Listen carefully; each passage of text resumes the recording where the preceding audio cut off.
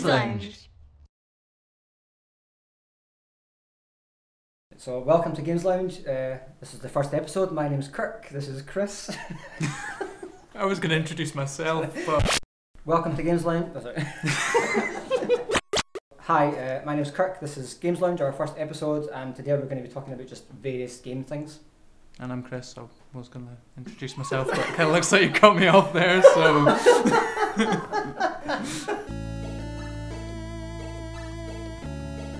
Right, so we're talking about some Amiibo stuff. Right, so let me try and explain to you again what Amiibo is, this time on camera.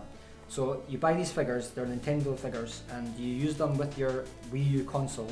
What you do is you put them on the gamepad, which has a NFC reader, which allows you to scan the bottom of the figure, and it puts data into your console that will affect different games.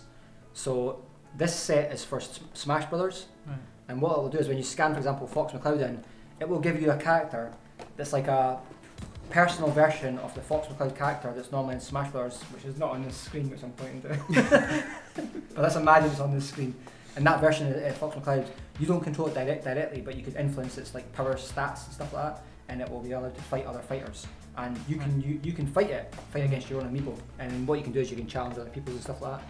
So basically, you have all these different Amiibos from Nintendo, all these different characters, and they're actually in different sets. There's a whole set for Smash Brothers, and there's another set for Mario, like Mario Party 10, and then another sort of separate figures for maybe say a Toad game and so on. And basically they're like collectibles, right? But okay. Sort of secondary value, and they're very much like Skylanders. So Skylanders, yeah, like you were saying earlier. But what's your opinion of the general quality of these figures?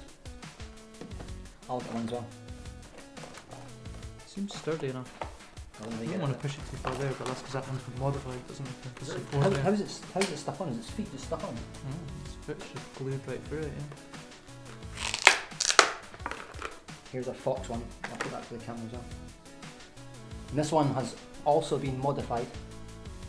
See it? I'll compare it to the original unmodified version, which I'll not take out the box, but you can see. You see, the original has got like a little blue bit from his knee down to the ground, and that one's been changed. Obviously that's like a personal thing that someone's done because maybe they think the plastic looks a bit cheap and nasty. I'm looking at that camera, but that one's a problem. Can't think it does, to be perfectly honest. Yeah, I think the bits, the little sort of supports and stuff like that look a bit cheapy and nasty.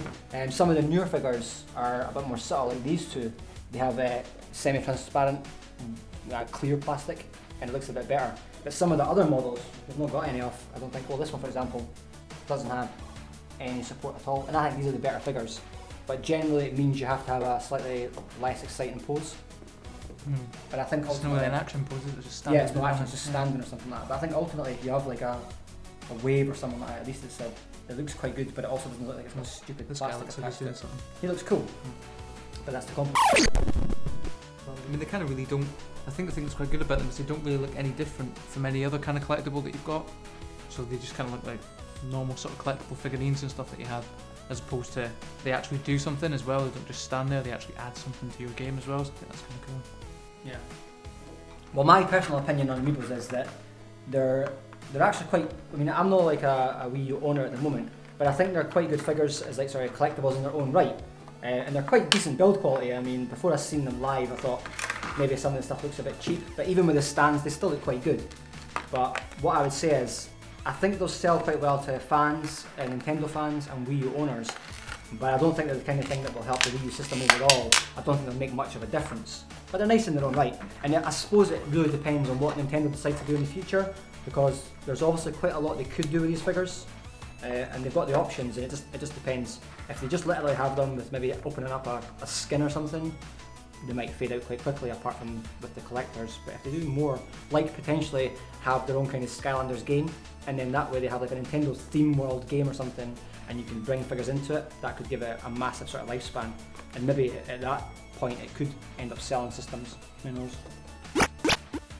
That's it for this first episode of Games Lounge. Later on we'll be discussing some Shovel Knight, looking at the game. We've got a video as well coming up, haven't we? And showing some footage of the game.